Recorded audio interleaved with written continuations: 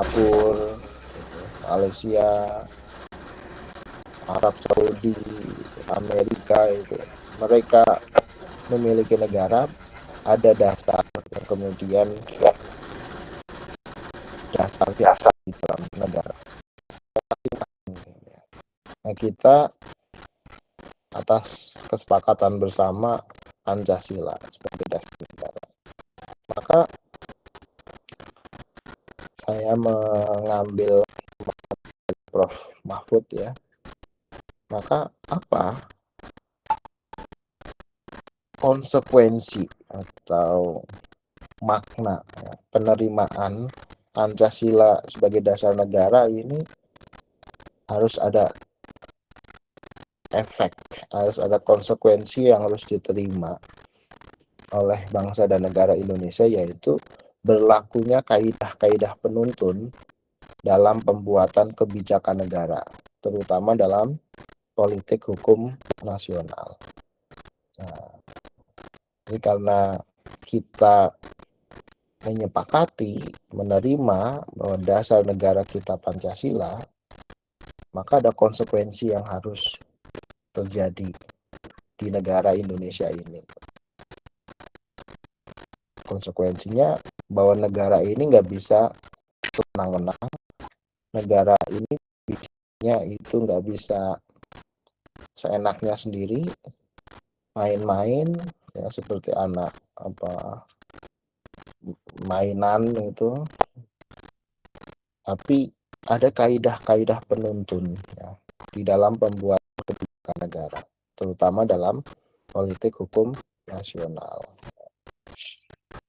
Oke, jadi ini penegasannya, karena Pancasila itu dasarnya ketuhanan, kemanusiaan, persatuan, kerakyatan, dan keadilan. Itu kita terima itu sebagai dasar negara kita. Ibarat Indonesia adalah rumah, fondasinya itu Pancasila.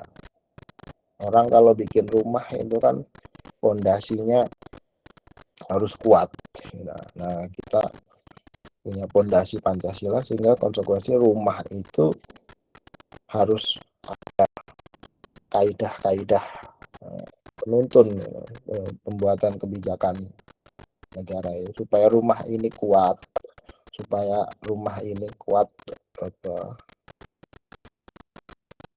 terhadap badai, hujan. Ini ada konsekuensi dengan dasar negara Pancasila ini. Nah, apa itu kaidah-kaidah? Nah, kita lihat sekurang-kurangnya ada 4 ya. Jadi ada 4 kaidah penuntun di dalam pembuatan politik hukum atau kebijakan negara lainnya. Kebijakan negara yang berdasar Pancasila sekurang-kurangnya ada 4. Ini konsekuensi yang diterima ketika Pancasila dasar negara. Apa saja 4 itu? Yang pertama, bahwa kebijakan umum dan politik hukum itu harus tetap menjaga integrasi atau keutuhan bangsa, baik secara ideologi maupun secara teritori. Dasar negara itu bukan hanya untuk orang Jawa, bukan hanya untuk orang Jakarta, karena Jakarta sebagai pusat pemerintahan, kemudian ibu kota, walaupun ada rencana ya kita pindah ke IKN. Jadi banyak negara sebenarnya, beberapa negara seperti Brazil itu memindah ibu kotanya. Kita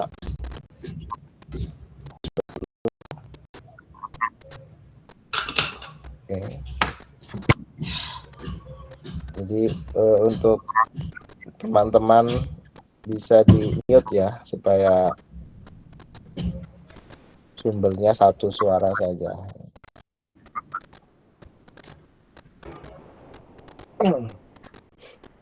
Oke, jadi Yang pertama ini harus tetap menjaga integrasi, persatuan.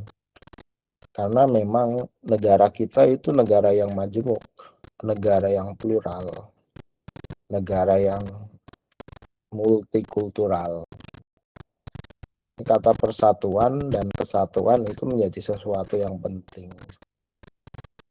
Kita ini secara ideologi mungkin ya beda-beda ya, suku, agama, ras, golongan.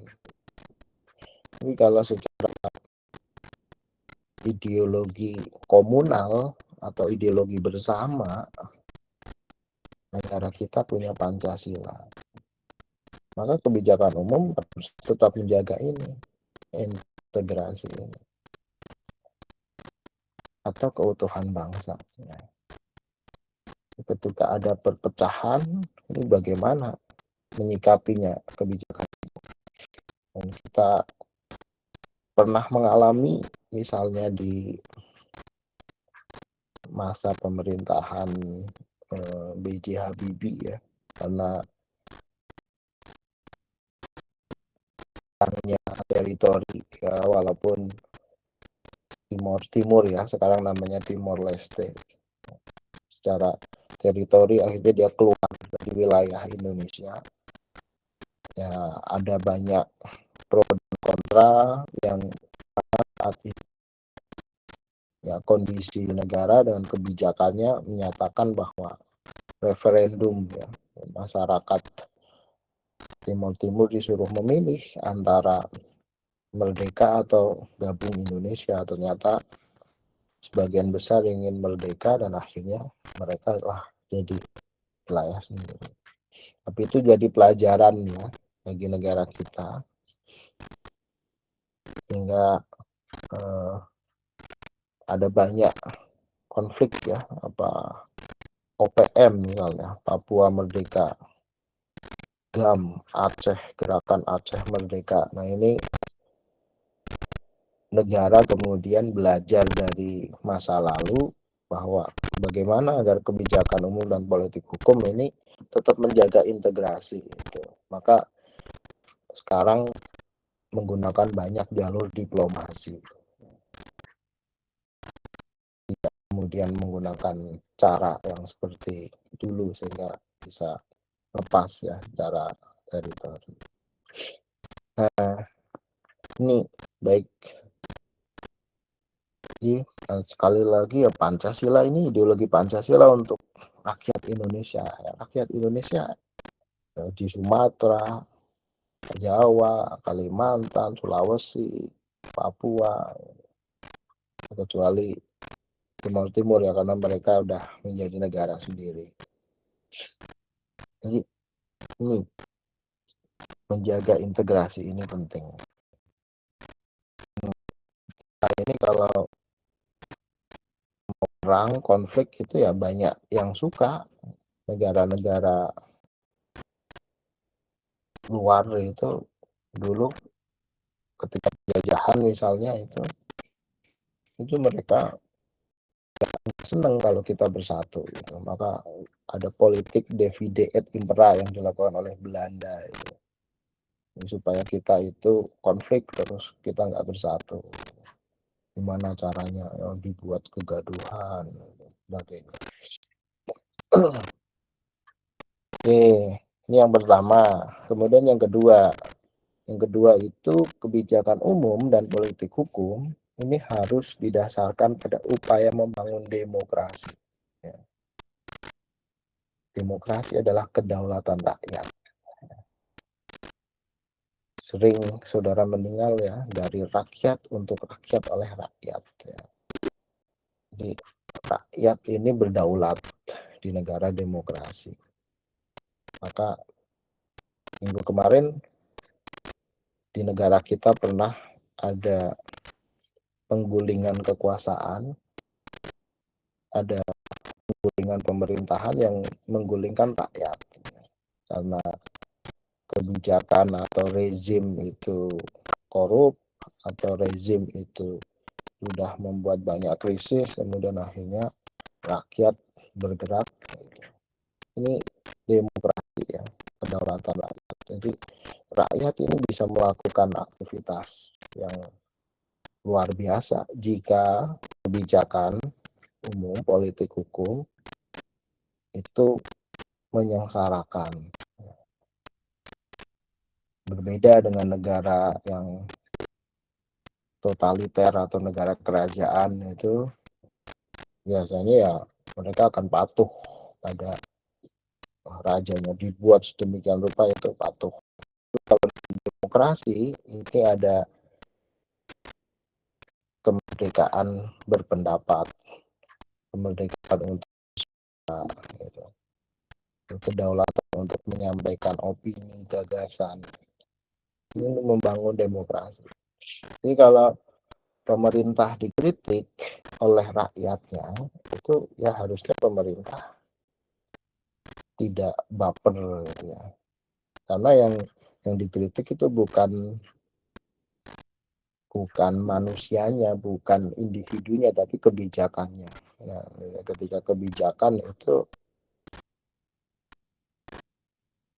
di negara demokrasi ini, rakyat bisa kemudian menyampaikan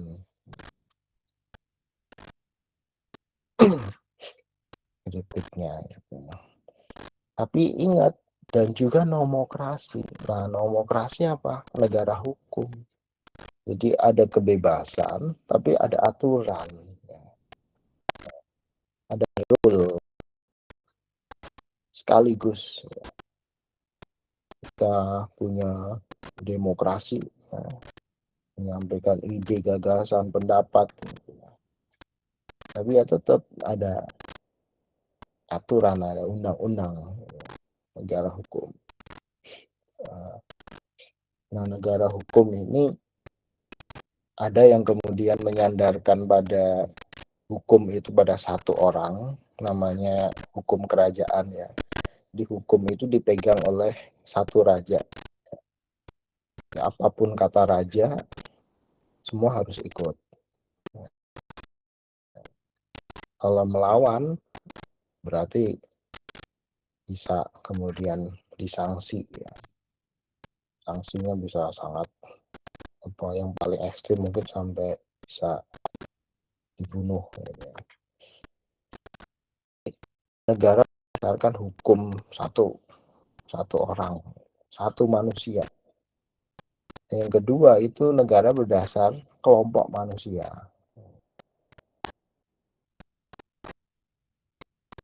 Namanya oligarki. Nah, oligarki kemudian yang berpendidikan namanya aristokrasi. Jadi negara dipimpin oleh parlemen, oleh banyak orang yang pinter gitu, di bidangnya. Pinter di bidang farmasi jadi menteri kesehatan misalnya, ngurusi. Pinter di bidang hukum, pinter di bidang ini, kemudian gabung jadi satu.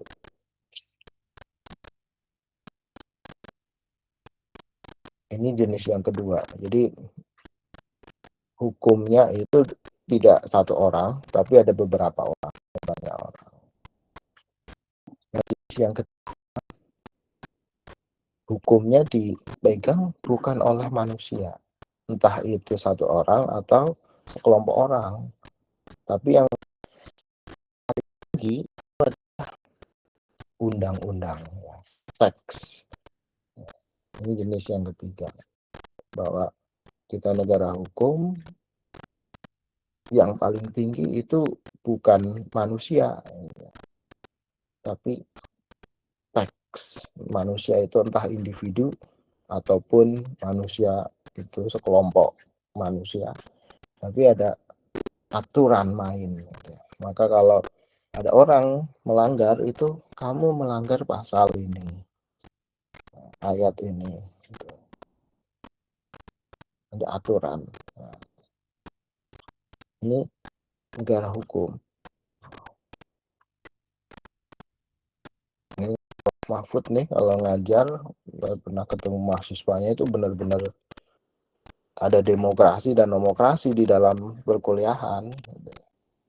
Demokrasi ya kebebasan itu, tapi Demokrasi ya aturan main perkuliahan, misal masuk jam 7, ya masuknya jam 7 lebih 1 atau 7 lebih 2, ya mohon maaf, itu yang mengusir bukan dosennya tapi aturannya gitu. Nah, kita harus konsekuen itu, harus mendasarkan pada itu.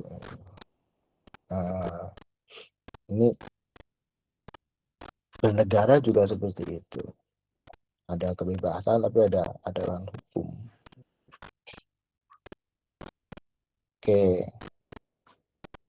yang ketiga, kebijakan umum atau politik hukum berdasarkan upaya membangun keadilan sosial bagi seluruh rakyat Indonesia. Adil, ini yang mungkin bukan hal yang mudah ya, seluruh rakyat Indonesia.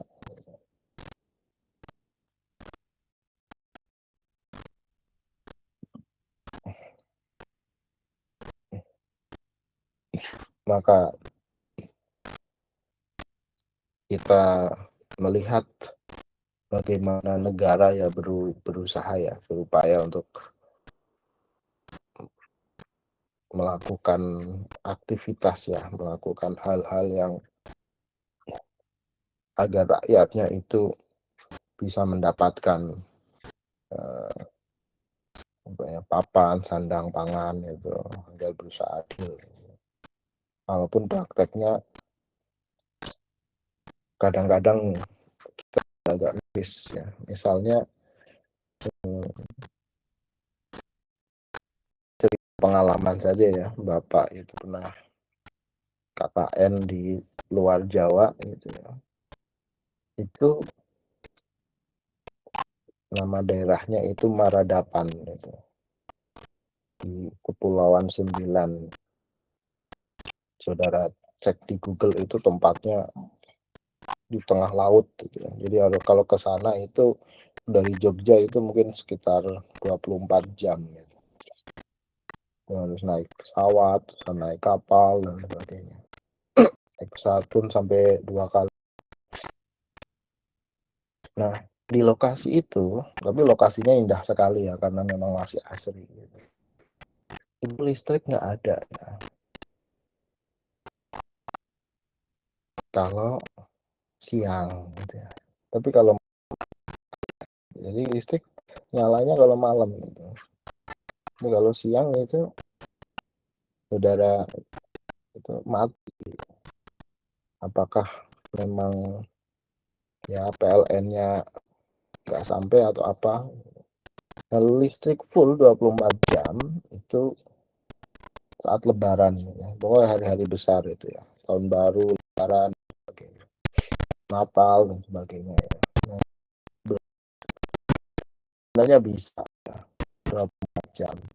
Cuma mereka membatasi itu ya, karena mungkin akses lokasi dan sebagainya, daya sebagainya.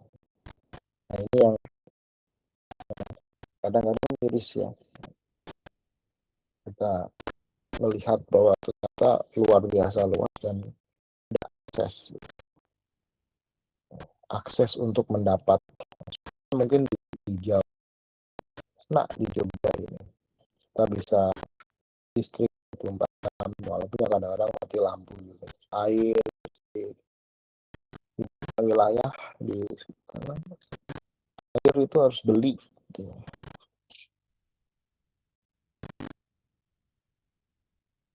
Di Pacitan itu yang saya pernah jadi DPL juga, itu mahasiswa yang saya bimbing itu, Pak, kami harus beli air Pak untuk mandi. Kenapa? Karena nggak ada airnya. Ya sudah, karena memang seperti itu kejadiannya, mereka iuran untuk mengisi bak mandi itu harus membeli air ya, karena sumurnya nggak keluar air. Di negara kita saat ini, keadilan dalam tempat tadi listrik, air itu memang ya ada persoalan di daerah-daerah. Maka ya negara ya berusaha semaksimal mungkin ya karena keterjangkauan misalnya. Di banyak wilayah itu khususnya di daerah 3T itu singkatannya apa? Terdepan, terluar, tertinggal lah. Padahal sebenarnya saya agak kurang setuju dengan kata tertinggal ya, karena sebenarnya mereka itu garda depan Indonesia. Jadi barat pintu itu kita itu dijaga oleh pulau-pulau itu ya, pulau-pulau 3T itu. Pintunya Indonesia itu mereka tinggal di situ. Karena kalau nggak ada nggak ada warga negaranya, itu bisa saja ada orang asing yang kemudian mengatakan bahwa itu bukan pulau Indonesia dan diambil. Pernah ingat ada problem perebutan Pulau Sipadan Ligitan Indonesia Malaysia itu kan? Itu karena wilayahnya itu wilayah Indonesia jarang ditempati gitu, sehingga kemudian bisa direbut oleh negara lain. Nah ini aspek pendidikan ini pun perlu bagaimana kebijakan umum politik hukum berusaha adil. Ada konsep beasiswa untuk mereka-mereka yang ada di sana. Kemudian untuk mahasiswa berbeda, kemudian jangan disamaratakan dengan orang-orang yang mendapat fasilitas enak di sini, sementara di daerah harus dibantu. Karena sama, kita semua bersaudara ya, satu Indonesia ini. Nah ini bagaimana membangun keadilan ini juga bukan hal yang mudah. Ada guru misalnya, ada penambahan guru honorer, ada guru PNS, ada guru P3K. Ya. Walaupun ini usaha pemerintah ya, PNS itu nggak tiap tahun atau ASN sekarang itu, yang kemudian negara kemudian memberikan salary dan sebagainya. Ini kan nggak mungkin tiap tahun ada, sehingga ada konsep P3K. Jadi seperti outsourcing berapa tahun, 5 tahun atau 10 tahun, nanti kalau bagus diperpanjang dan sebagainya. Nah, ada yang honorer, jadi mereka yang kemudian dapat honor dan sebagainya dengan ya uang seadanya. Jadi bagaimana negara itu bisa mendasarkan berusaha untuk adil gitu ya. Nah ini ya negara kita ya, negara juga tidak diam saja gitu ya. Negara dengan kebijakan dan politik umum berusaha semaksimal mungkin, walaupun prakteknya memang masih banyak. Nah, yang keempat, bahwa kebijakan umum dan politik hukum harus didasarkan pada prinsip toleransi. Toleransi berkeadaban. Ada banyak agama yang tinggal di negara kita, nggak bisa kemudian menistakan agama, melecehkan agama.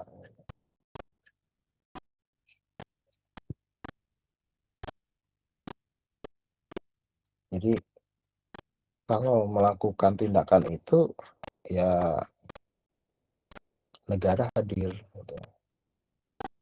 Dulu ada pejabat kemudian dianggap menistakan agama gitu ya. Ada artis juga dianggap itu, negara kemudian hadir. Ada juga kejadian warga melakukan penistaan agama di Bali ya, karena menendang. Kalau pernah main ke Bali itu, masyarakat Bali atau mungkin ada yang orang Bali itu ya di depan itu hari menaruh bunga-bunga gitu ya, atau sesajen gitu. Kemudian ada yang mungkin yang cukup ekstrim kemudian gitu. Nah kemudian akhirnya negara hadir itu menangkap gitu. Karena ini apa, prinsip toleransi beragama. Sama halnya dengan ya kondisi saat ini sedang puasa Ramadan misalnya. Ini kemudian ketika ada yang melakukan pelanggaran prinsip toleransi beragama, negara kemudian hadir. Salah satu kebijakan umum politik hukum yang jelas itu ada libur di hari besar keagamaan. Ini nggak semua negara di tiap hari besar keagamaan itu tanggal merah. Ini kalau kita, maka sekarang konsepnya kalau libur tanggal merah itu sehari sebelumnya itu juga libur gitu ya. Jadi 2 hari. Kalau ada Nyepi, ada Idul Fitri itu ya dalam waktu berdekatan. Kalau secara teori itu kita praktis minggu depan itu mungkin 2 minggu ya liburnya itu praktis secara teori ya. Tapi prakteknya kan mungkin ada, kita juga bisa kuliah daring gitu ya di pasca lebaran ya. Kalau minggu depan itu daring itu di 16-17, jadi Senin Selasanya. Jadi udah Rabu, Kamis, Jumat, Sabtu, Minggu, Senin, Selasa, pokoknya dari tanggal 18 sampai tanggal 24 itu untuk MKWK itu libur gitu ya. Mungkin silakan pada libur ya. Tapi nanti di 25, 26, 27 masuk lagi tapi secara daring. Maka kita ketemu lagi nanti tanggal 26. Ini apa? Ini salah satu ya, semua berhenti dulu. Pendidikan, aktivitas pekerjaan. Kita menghormati bahwa ini adalah hari besar keagamaan. Ya. Jadi ini 4 kaidah penuntun pembuatan politik hukum dan kebijakan negara lainnya. Maka kedudukan Pancasila sebagai dasar negara itu dapat dirinci sebagai berikut ya. Yang pertama, Pancasila ini adalah sumber dari segala sumber tertib hukum di Indonesia. Masih ingat minggu kemarin ada istilah stats fundamental norm, hierarki hukum tertinggi.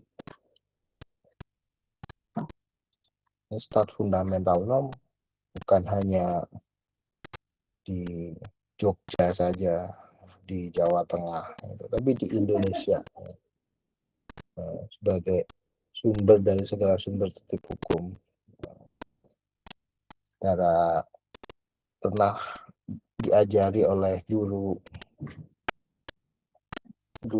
sekolah ya, baik itu sekolah dasar atau sekolah menengah pertama ya, sekolah menengah atas atau SMA ya, kan ada hierarki ini ya, peraturan perundang-undangan ya.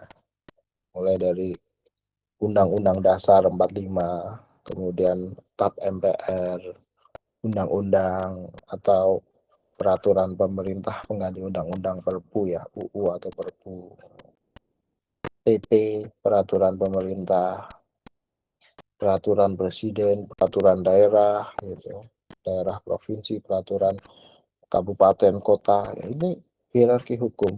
Nah, tata aturan ini paling atas sendiri ini Pancasila ya. Artinya peraturan daerah itu tidak bertentangan dengan nilai-nilai Pancasila. Undang-undang itu tidak bertentangan dengan nilai-nilai Pancasila. Peraturan kabupaten, perda itu tidak bertentangan dengan Pancasila. Secara teoritis ya, secara konsep ini, secara kedudukan Pancasila. Karena ini peraturan yang paling tinggi ini Pancasila ini diderifikasi ke dalam peraturan-peraturan ini. Jadi ini secara konsep. Kemudian yang kedua, meliputi suasana kebatinan dari UUD 45. Asas kerohanian dari UUD 45. Berdasar kepada ketuhanan, kemanusiaan, persatuan, kerakyatan, dan keadilan itu di alinea keempat kan. Yang kemudian ada itu di dalam pasal-pasal Undang-Undang Dasar 1945. Ada suasana kebatinan ketika kita melihat Undang-Undang Dasar 1945.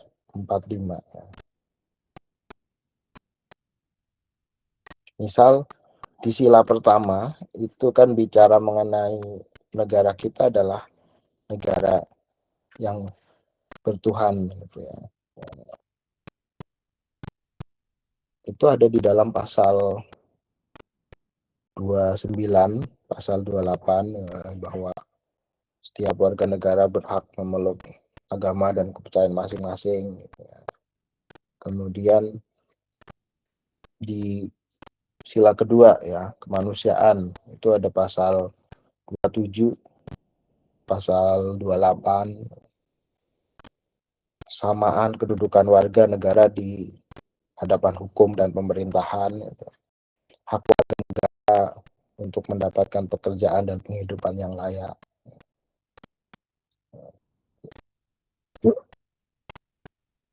Sila ketiga ya, persatuan ya. Di pasal 1 misalnya negara Indonesia adalah negara kesatuan yang berbentuk republik. Kalau saudara punya naskah undang-undang, saudara baca, ini pasal-pasal yang ada di dalam undang-undang itu bukan semau gue gitu ya, bukan asal nulis saja gitu. Tapi itu adalah suasana kebatinan dari nilai-nilai Pancasila gitu.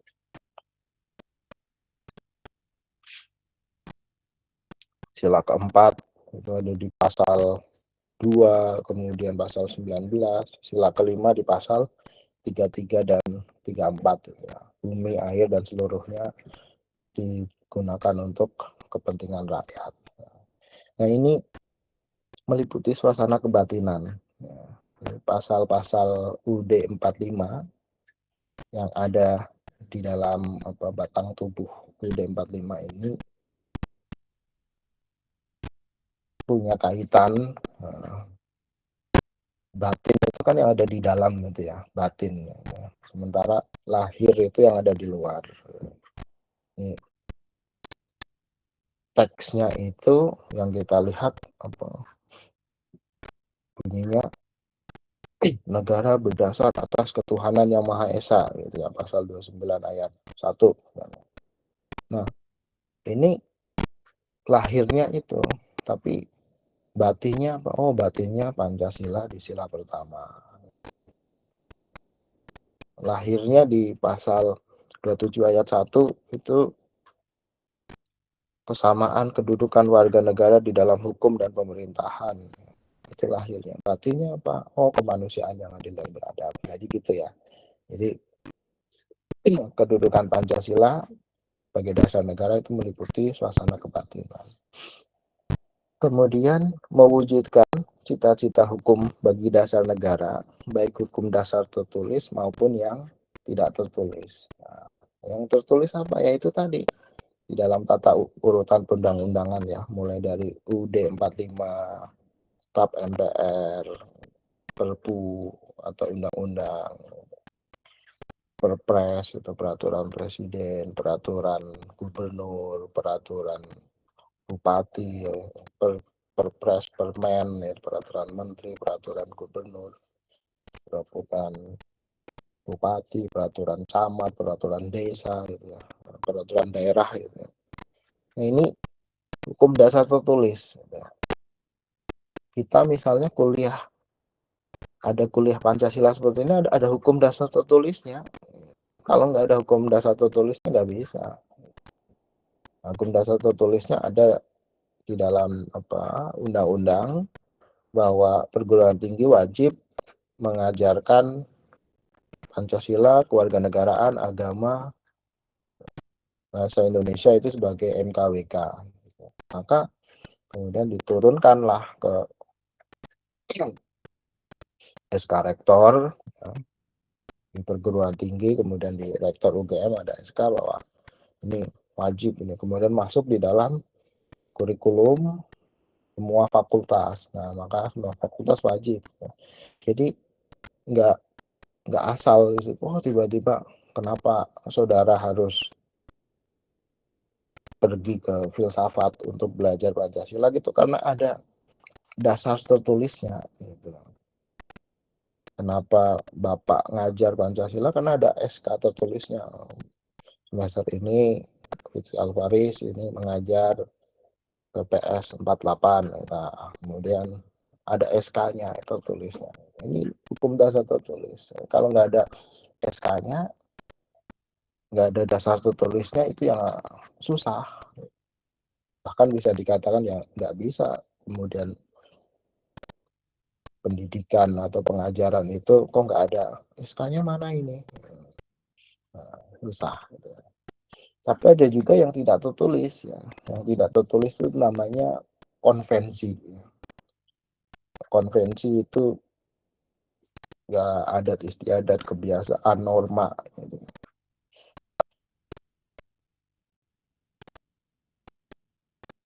Ada norma kesopanan. Gitu.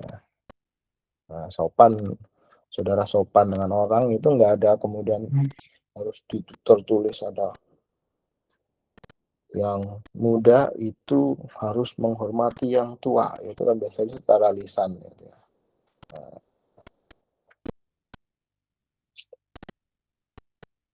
ada norma kesusilaan itu juga. Jadi ada adat istiadat kebiasaan yang kemudian dilakukan oleh negara kita ya, itu hukum dasar yang tidak tertulis gitu ya.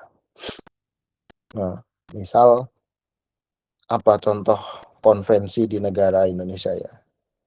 Jadi menjelang 17 Agustus, setiap tanggal 16 Agustus itu Presiden berpidato. Presiden berpidato di gedung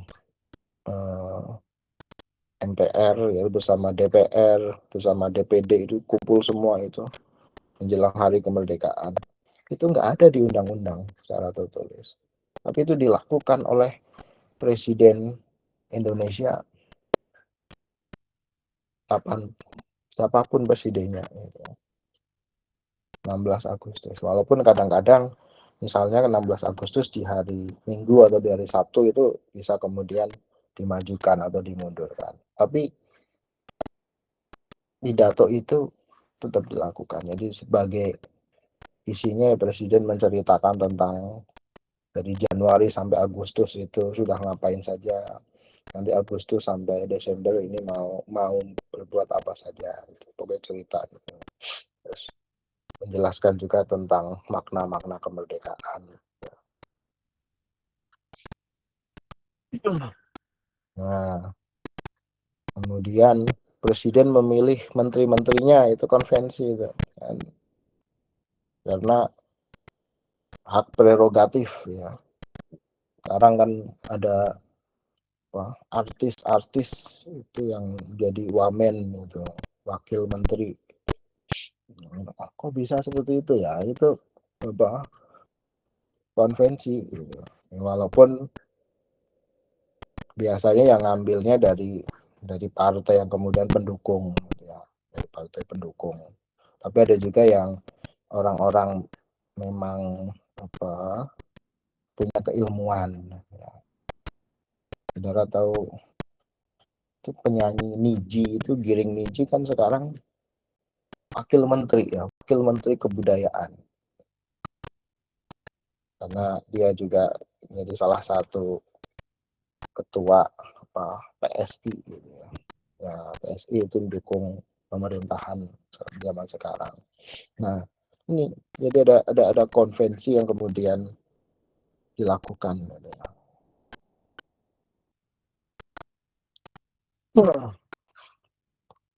Dan gerasi atau amnesti ya, ini contoh. Jadi biasanya ini gerasi setiap ini hari-hari besar keagamaan ini ya. Jadi ada potongan, ada remisi, ada gerasi, ada amnesti kepada orang-orang yang dihukum, kemudian bisa saja bahkan bisa bebas gitu. Pokoknya upacara HUT kemerdekaan misalnya ada itu. Oke, itu contoh hukum dasar tertulis maupun tidak tertulis ya, yang tidak tertulis sama konvensi. Nah, terakhir, mengandung norma yang mengharuskan undang-undang dasar, mengandung isi yang mewajibkan penyelenggara negara. Jadi yang nomor 4 ini kita Kamis kemarin belajar bagaimana penyelenggara negara, dalam hal ini rezim di pemerintah yang berkuasa itu punya kekuatan ya. Mereka itu punya kekuatan untuk melakukan aktivitas kenegaraan ya. Karena mereka punya alat-alat, ada kejaksaan, ada kepolisian, ada tentara dan sebagainya. Jadi mereka punya apa, kekuasaan ya. Kekuasaan ini maka ada normanya, nggak bisa kemudian seenaknya. Maka ada konsep yudikatif, eksekutif, legislatif di negara kita. Ini kalau eksekutif kemudian sewenang-wenang, legislatif kemudian bisa impeachment, ya. Bisa kemudian disuruh mundur gitu ya. Dan itu kan juga pernah terjadi ya di salah satu presiden negara kita, itu bagaimana apa legislatif kemudian bisa melakukan tindakan, bisa membuat presiden turun. Saudara tahu sendiri misalnya di negara kita itu pernah terjadi gitu ya. Jadi penyelenggara negara ini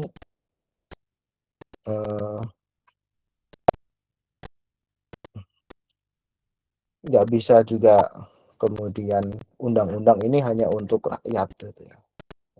Tapi justru yang lebih penting lagi untuk mereka sebagai pemegang kebijakan tertinggi ya. Karena kalau merekanya mabuk-mabukan atau merekanya serakah, merekanya keliru, nah ini yang agak berbahaya. Maka beberapa pendekatan memahami urgensi Pancasila sebagai dasar negara. Yang pertama institusional, bahwa membentuk dan menyelenggarakan negara yang bersumber pada nilai-nilai Pancasila. Jadi bernegara itu ya berketuhanan, kemanusiaan sampai keadilan. Ini secara institusional, institusi negara dalam hal apapun, institusi ini sumbernya ini Pancasila. Maka mereka punya institusi yang kuat gitu ya, sangat Kalau bicara Pancasila itu misalnya institusi polisi itu mereka sangat hormat pada aspek Pancasilais gitu. Tentara apalagi gitu. Pancasila itu ideologi nomor satu gitu. Jadi institusi melihat aktivitasnya ya sumber nilai-nilainya adalah Pancasila. Ini pendekatan institusional. Lemhanas itu lembaga ketahanan nasional ya, pertahanan nasional itu juga penguatan ideologi Pancasila. Perguruan tinggi, nah perguruan tinggi ini pendekatannya lebih ke arah aspek keilmuan gitu ya. Jadi Pancasila tidak hanya kemudian seperti lembaga-lembaga itu ya, lembaga-lembaga yang memang harus dominasi terhadap Pancasila. Tapi kalau perguruan tinggi bisa melakukan aspek kritik, ya, mengkritisi Pancasila, ya, memberikan sumbangsih pikir. Karena kan posisinya ilmuwan, tadi masih ingat kan ada scientific community, ada academic freedom ya, untuk kemudian mengejar kebenaran, ya, menyuarakan ide gagasan. Nah itu perguruan tinggi dalam ranah keilmuan. Maka ya belajar Pancasila itu ya kita harus memahami bagaimana negara itu, warga negara itu, tapi juga kita bisa kemudian menyampaikan kritik kalau ada kebijakan-kebijakan yang memang keliru.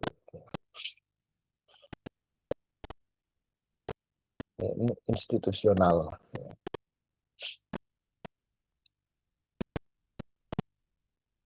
Belum lama ini ada ini dosen fakultas hukum ya, kalau saudara melihat di berita itu apa, karena ditantang debat oleh salah satu menteri ya, menteri HAM atau apa itu, kemudian ingin berdebat tapi kok kelihatannya nggak jadi ya, padahal ada beberapa stasiun televisi yang sudah ya. Padahal itu menarik ya, ketika apa perdebatan akademik ya, ketika ada seorang ilmuwan kemudian seorang pemegang kebijakan gitu.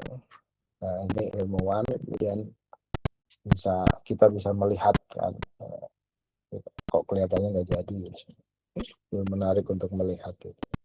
Nah yang kedua ini pendekatan human resource ya.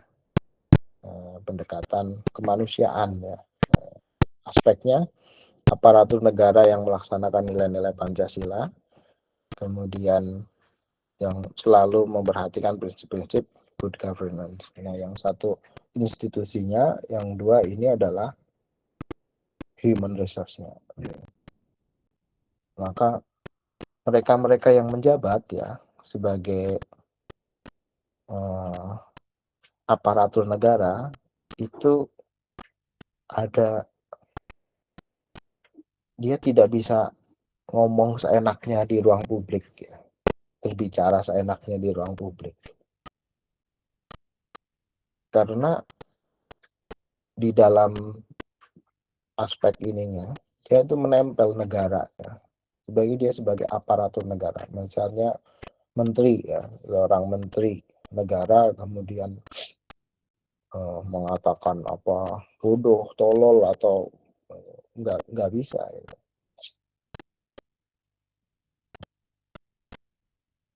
Karena di dalam dirinya itu dia bukan hanya apa manusia secara privat, tapi dia adalah bagian dari negara ya. Harus hati-hati ya berbicara ya. Dan kadang-kadang ada blunder ini menteri A, menteri B, menteri C karena bahkan hidupnya pun yang membiayai negara kan. Negara itu kan dari pajak rakyat itu ya. Rakyat menyumbang pajak, terus pajaknya itu digunakan untuk mereka-mereka yang kemudian berada di dalam.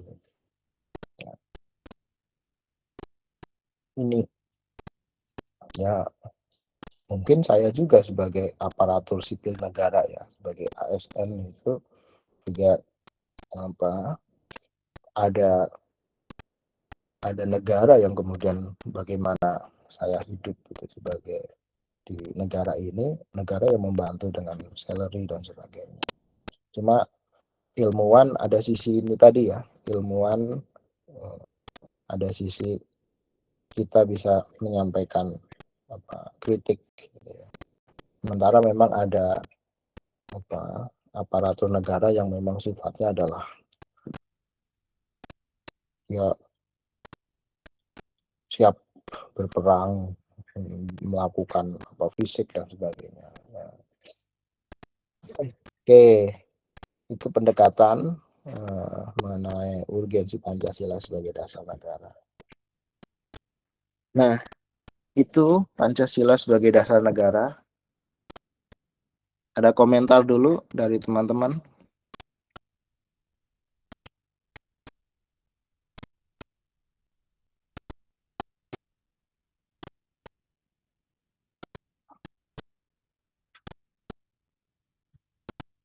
Nggak ada pertanyaan, tanggapan? Oke, kalau gitu Bapak lanjut ya. Nah, hari ini kita bahas dua topik ya, dasar dan ideologi negara. Nah, yang topik kedua adalah Pancasila sebagai ideologi ya, ideologi negara. Kalau tadi dasar negara, ini ideologi. Kalau dasar itu kan biasanya di bawah ya. Yang mendasari itu kan bawah ya. Rumah, dasarnya rumah apa di pondasi rumah. Yang mendasari. Dasar kok di atas itu ya bukan dasar, itu atap. Cita-cita itu angan, cita-cita. Nah, yang di atas ini salah satu cita-cita itu adalah ideologi ya. Pancasila sebagai ideologi negara. Apa itu ideologi?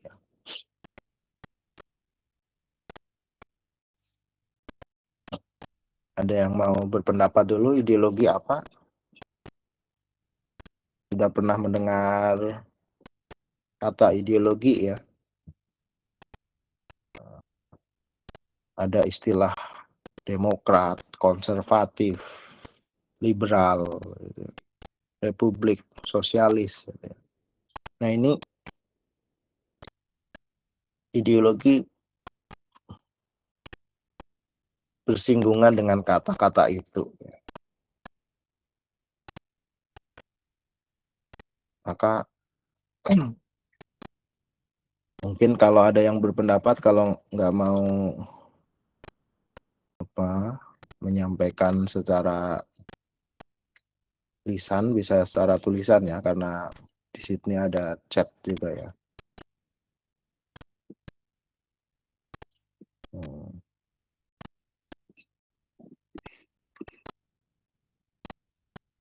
Jadi ideologi itu secara asal kata berasal dari kata idea. Idea itu gagasan, konsep, pengertian dasar, cita-cita ya. Maka cita-cita itu kan di atas itu ideologi. Kalau tadi yang di bawah itu dasar. Nah, ideologi itu ide gagasan. Biasanya ide gagasan itu kan biasanya munculnya dari akal ya, dari otak gitu. Otak kemudian merespon akal. Nah, otak ini posisinya kan di atas ya. Ya, konsep pengertian dasar cita-cita. Nah, logos itu ilmu. Maka ada antropologi, itu antropos dan logos. Antropos itu manusia ya. Logos itu ilmu. Jadi ilmu tentang manusia, budaya ya, budaya manusia itu antropologi. Ada lagi sosiologi ya, sosius dan logos. Ilmu tentang interaksi sosial manusia. Farmasi gak ada farmasiologi ya, adanya apa? Farmakolog gitu kan. Farmasi ya ini nggak semuanya pakai logi gitu ya. Biologi kan, bios dan logos. Apalagi tapi sekali lagi memang nggak semuanya dan juga nggak usah dipaksaan. Ilmu peternakan logi, wah malah nggak pas itu. Sudah ada ilmu kan artinya ya, ilmu peternakan, ilmu pertanian, nggak perlu lagi ilmu pertanian logi. Tapi memang ini dari bahasa Latin ya. Kalau ada yang istilah logos, gitu. Logi itu logos, itu artinya ilmu.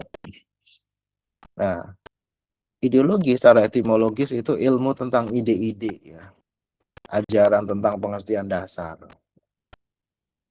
ide-ide, gagasan.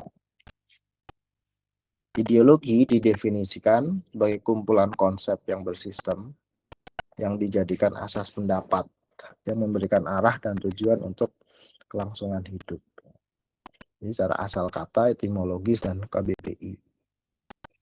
Ini cara saudara kalau ditanya sebagai seorang akademisi ya, kalau ditanya tentang definisi, saudara bisa menjelaskan dalam berbagai cara. Ya.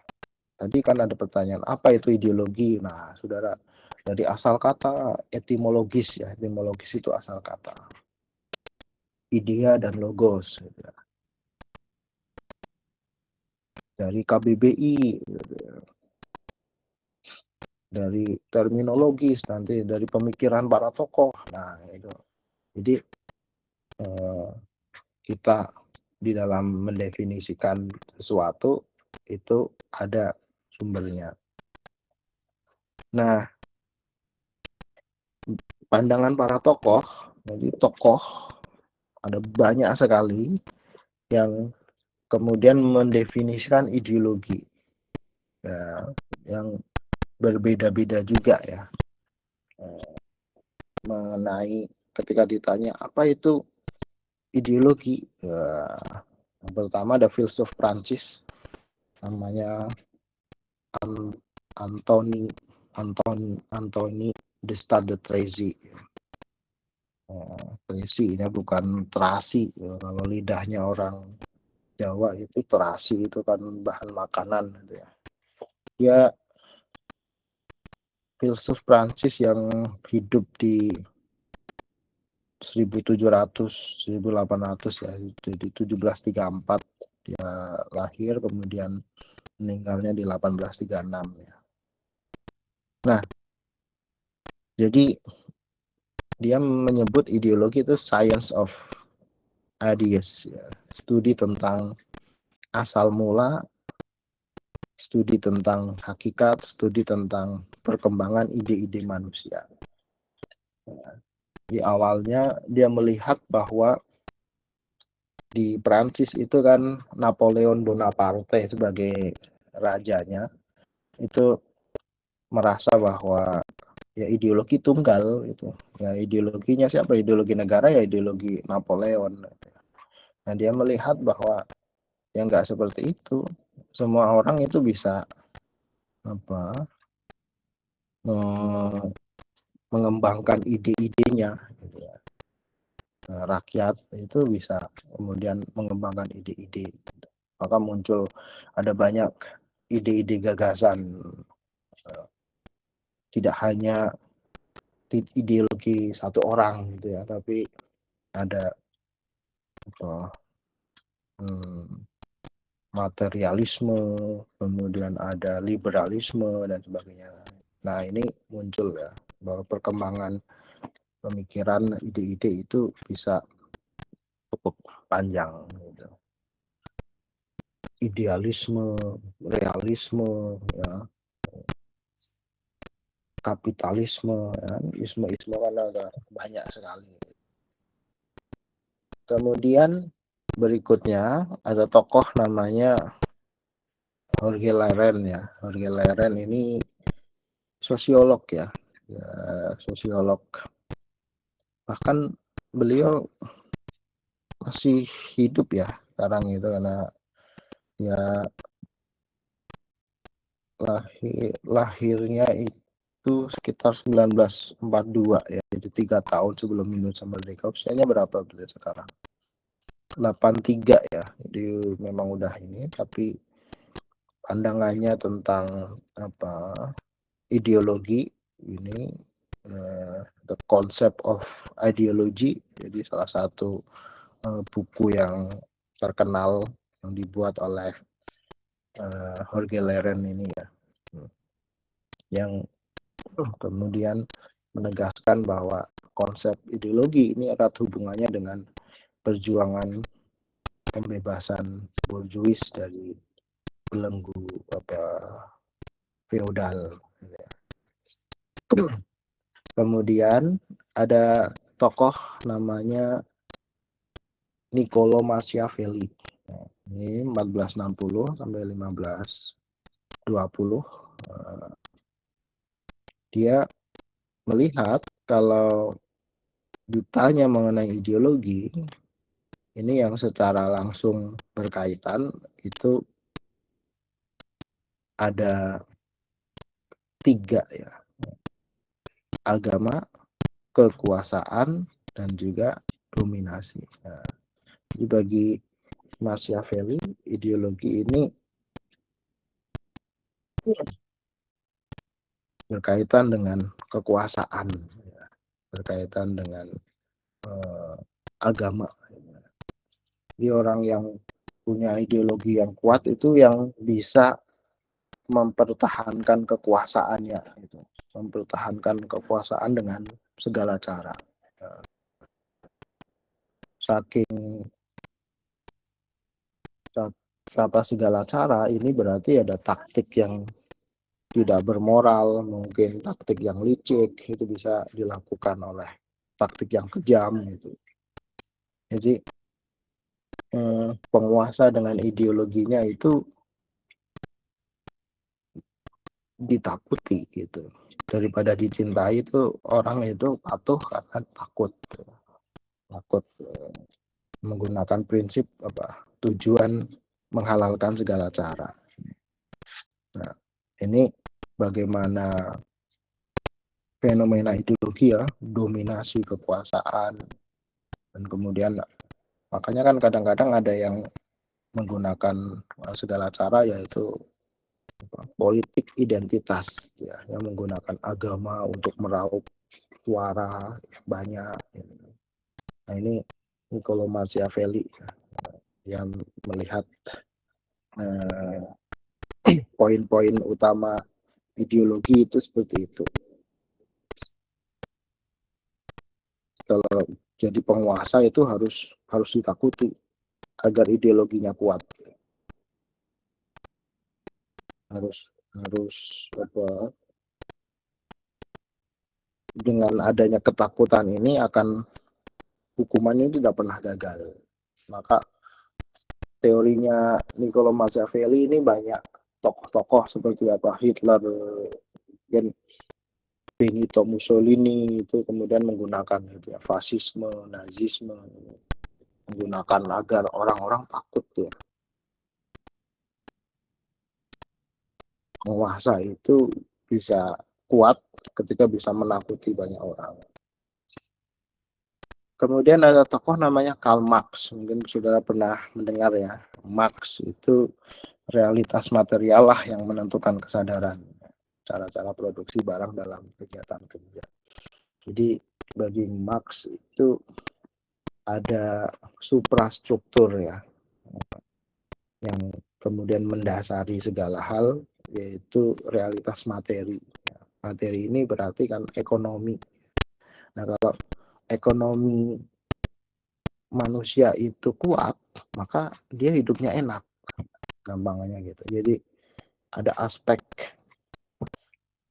misalnya budaya, hukum, dan masuk ke farmasi, kesehatan, pendidikan, itu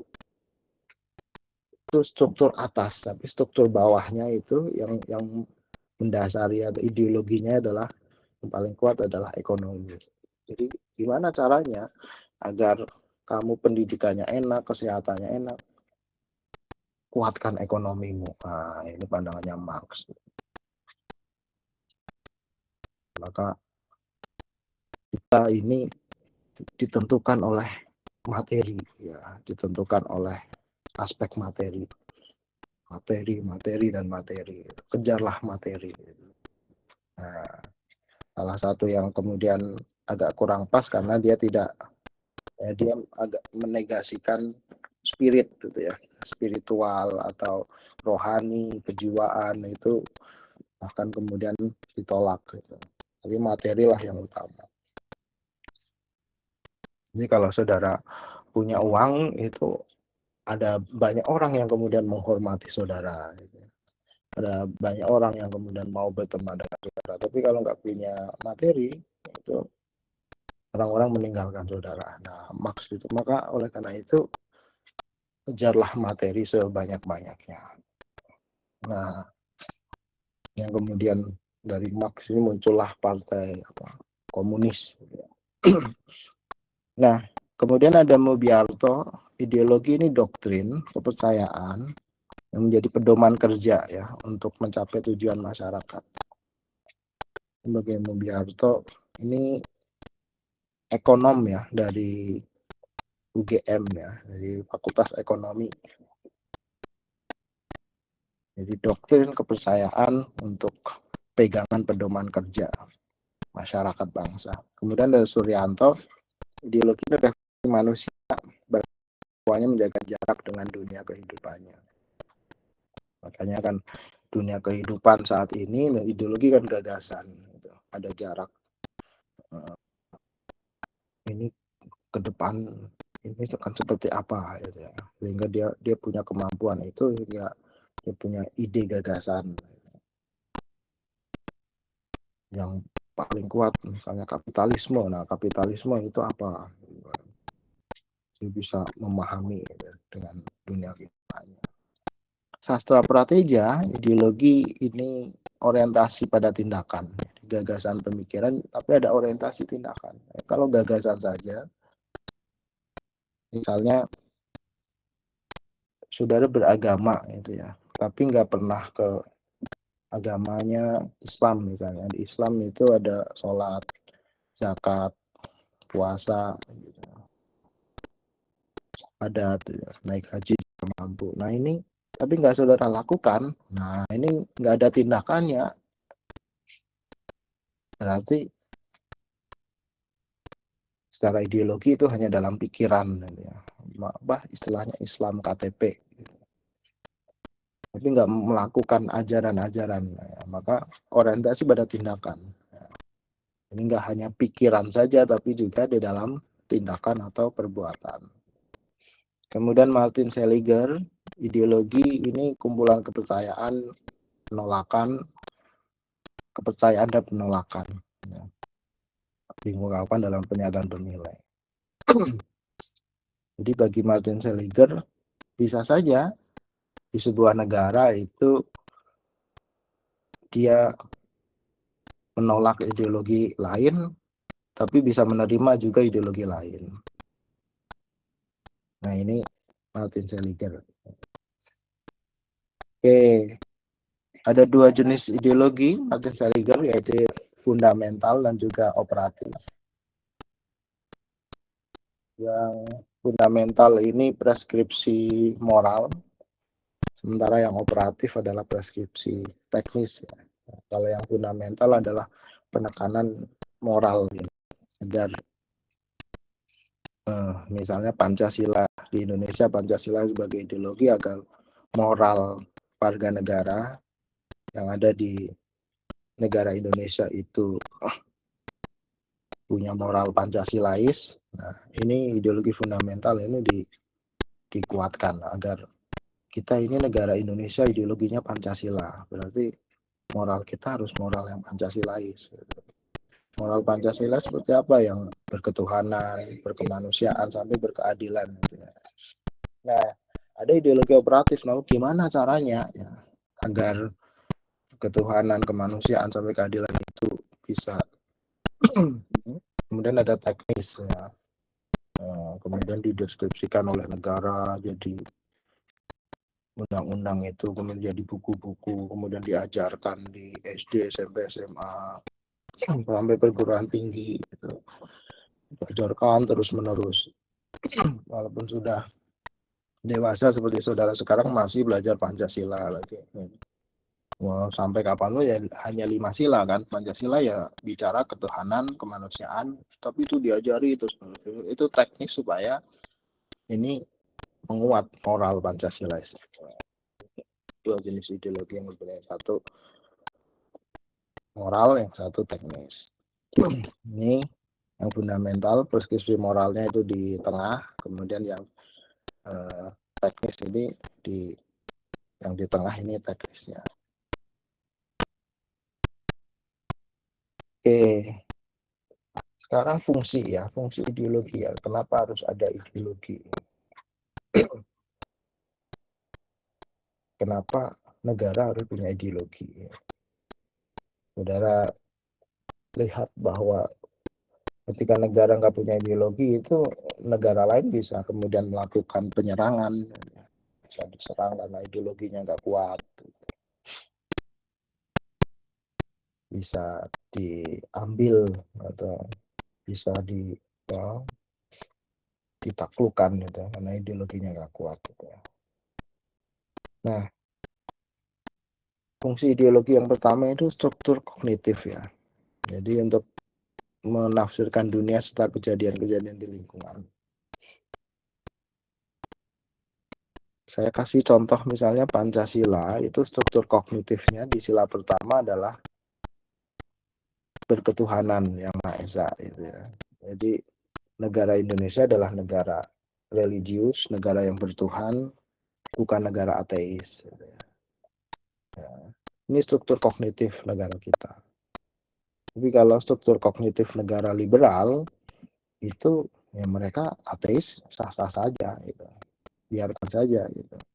Karena agama dan negara itu dua hal yang beda gitu. Bahkan ada presiden yang tidak beragama itu bagi mereka ya biasa saja. Tapi kalau struktur kognitif di negara kita ya agak mustahil gitu.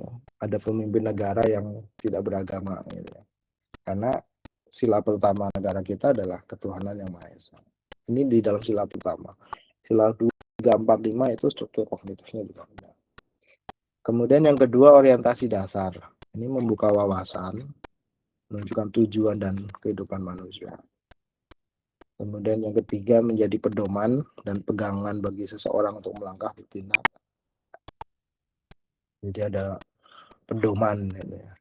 Bagaimana berketuhanan. Ini kalau kita bicara tentang ideologi Pancasila. Ya. Bekal dan jalan untuk menemukan identitas. Jadi dengan adanya ideologi ini, jadi tahu identitas. Oh, negara dengan ideologi komunis itu berbeda dengan negara ideologi liberal. Berbeda juga dengan ideologi fasisme, itu berbeda dengan ideologi Pancasila. Kemudian yang terakhir memotivasi untuk menjalankan kegiatan dan mencapai tujuan. Jadi kalau punya ideologi, punya cita-cita kan, saudara punya motivasi. Gitu. Nah, saya buat semacam analogi ya. Misal di sebelah kanan itu ideologi yang ekstrem kanan. Ekstrem kanan ini yang kemudian dia mendasarkan pada agama tertentu, ideologi satu agama, jadilah negara agama. Ada kan negara-negara di Timur Tengah itu yang kemudian menggunakan satu agama untuk dijadikan. Di Vatikan itu ada satu agama juga dijadikan sebagai ideologi. Jadi negara agama ini yang ekstrem kanan. Sementara yang ekstrem kiri itu meninggalkan agama. Agama dipisah gitu ya. Namanya sekuler. Ya. Kalau yang satu sangat pokoknya harus satu agama ini, kalau melanggar satu agama kemudian dihukum gantung atau di mana. Makanya ada negara-negara yang kemudian sangat ekstrem kanan, ini ada yang ekstrem kiri. Oh, ekstrem kiri bahkan dia melihat agama tadi, mau beragama tidak beragama silahkan, nggak ngurus gitu. Bahkan melarang juga. Nah, misalnya sekarang sedang puasa tapi saudara harus bekerja gitu, harus milih. Itu ada beberapa negara yang kamu harus milih, kamu kalau mau bekerja di perusahaan saya atau di negara ini, kamu tinggalkan puasamu. No, kenapa? Nanti kerjamu nggak cepet, lambat lah, lelet gitu. Mau disuruh milih gitu. Ya sudah, saya keluar aja. Nah, akhirnya dia kan ini ada negara-negara yang seperti itu, yang ekstrem kiri. Ya. Nah, Pancasila itu di tengah-tengah, ya, berusaha menjembatani gitu ya. Jadi dia tidak ekstrem kanan, dia juga tidak ekstrem kiri. Nah, ideologi Pancasila berada di tengah. Maka ada ketuhanan, terus ada kemanusiaan, ada persatuan, kerakyatan, dan keadilan.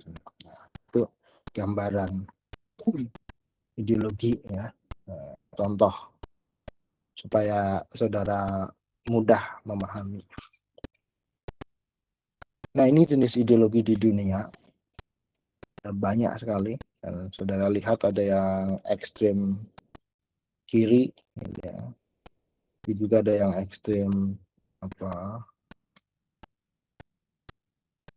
ekstrem kiri itu penekanan pada aspek yang sangat kuat, otoriter gitu ya.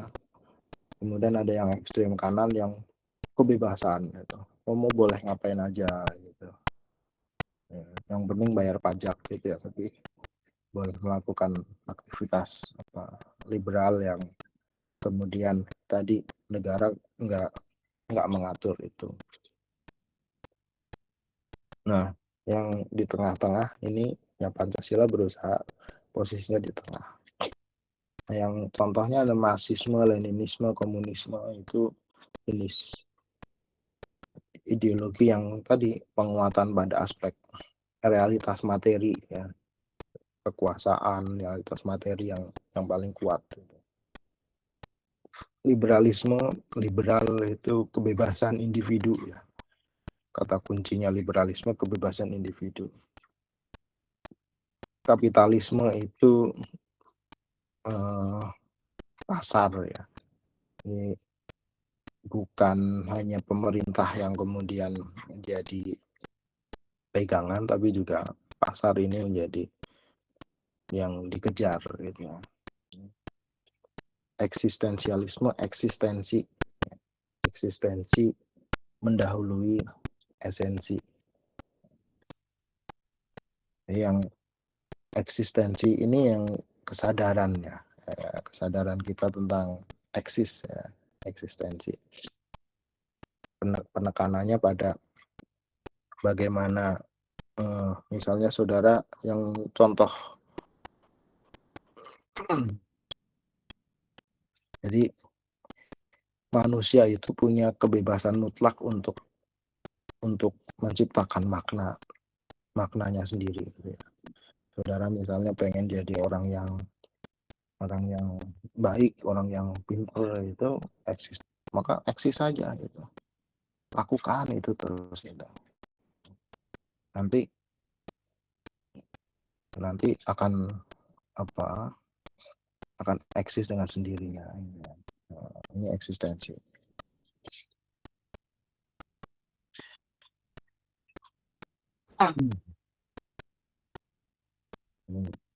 Saudara ini hidup bagi eksistensialisme itu nggak ditentukan, tapi bisa menentukan dirinya sendiri. Nah, sebagai seorang eksistensialis itu saudara bisa menentukan. Makanya saudara menentukan di UGM itu karena pilihan saudara sendiri ya. Di fakultas yang sekarang saudara pilih itu karena eksistensi saudara. bukan ada orang yang menentukan, saudara. Pragmatisme itu artinya manfaat ya. Jadi pragmatis gitu ya. Jadi yang penting bermanfaat. Pernah mendengar istilah sebaik-baik manusia adalah yang bermanfaat bagi manusia lainnya. Jadi berusaha pragmatis, manfaat, guna. Sosialisme aspek manusia tidak hanya maksud individu tapi juga makhluk sosial. Maka kita harus bisa memahami itu, hidup di dunia sosial. Strukturalisme, segala sesuatu itu terstruktur.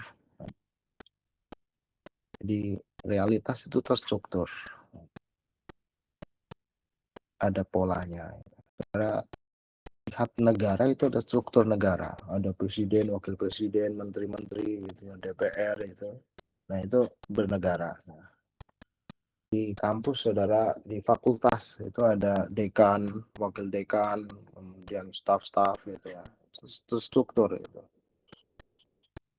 Kalau di kampus ada rektor, wakil rektor, di sekolah ada kepala sekolah gitu. Itu segala sesuatu ya terstruktur.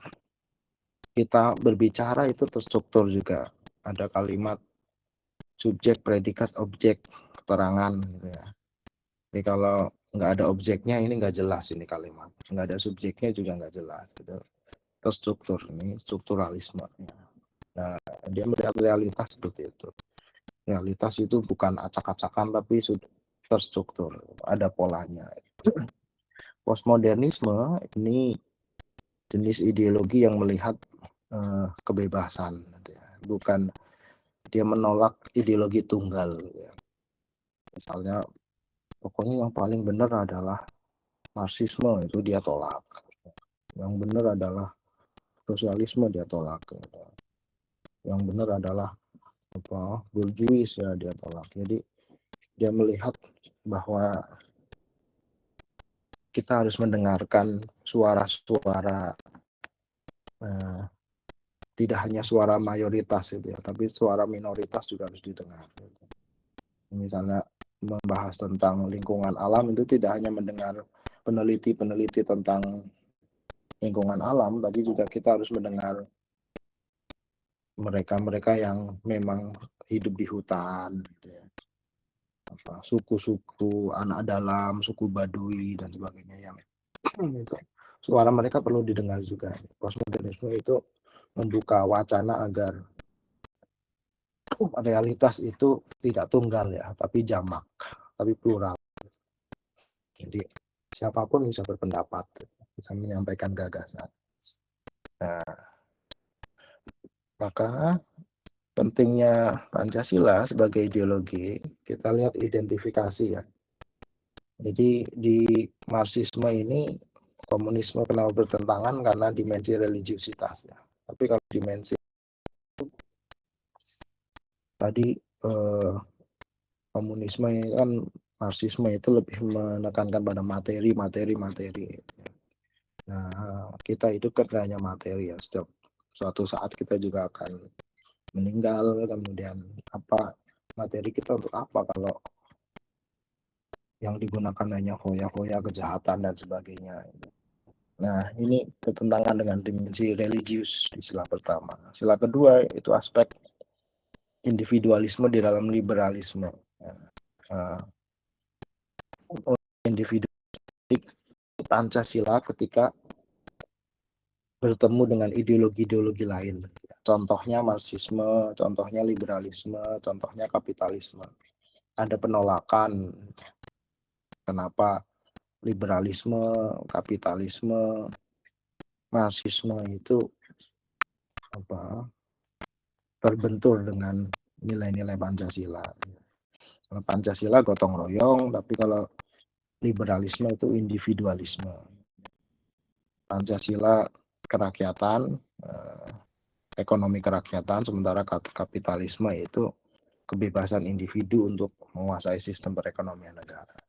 Kita bicara tentang aspek teoritik ya, konsep ya, konsep tentang ideologi Pancasila dengan ideologi-ideologi lain.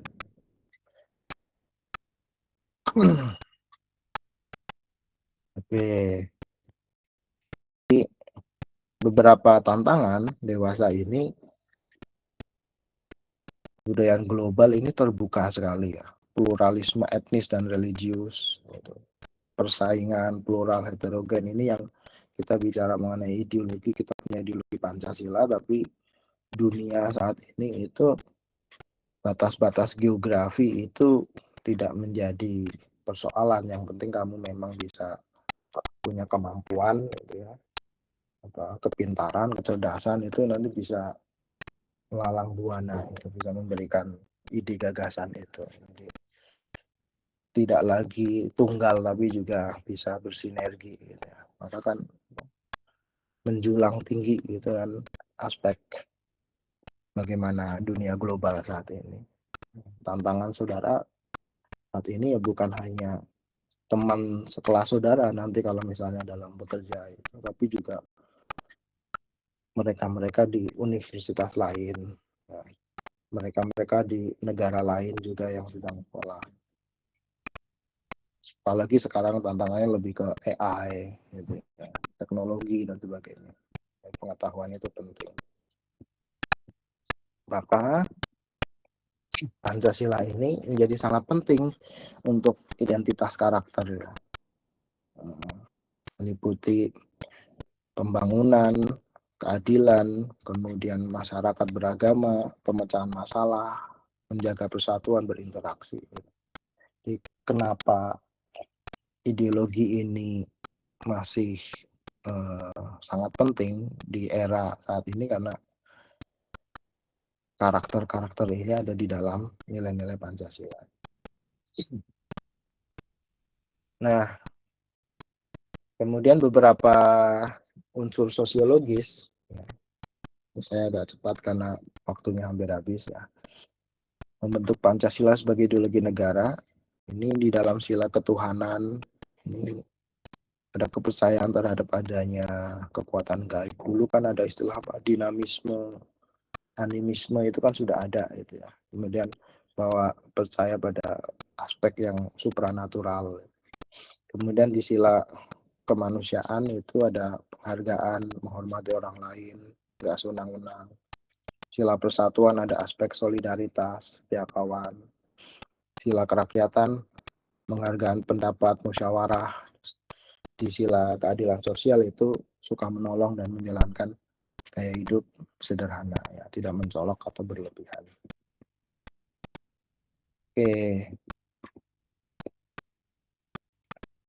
Maka di sebagai ideologi negara, hakikat Pancasila itu ada 3 dimensi ya. Jadi mengandung makna realitas, ini terkandung di dalam nilai-nilai real yang hidup di masyarakat. Jadi kalau ideologi kita itu gotong royong, itu real, ya.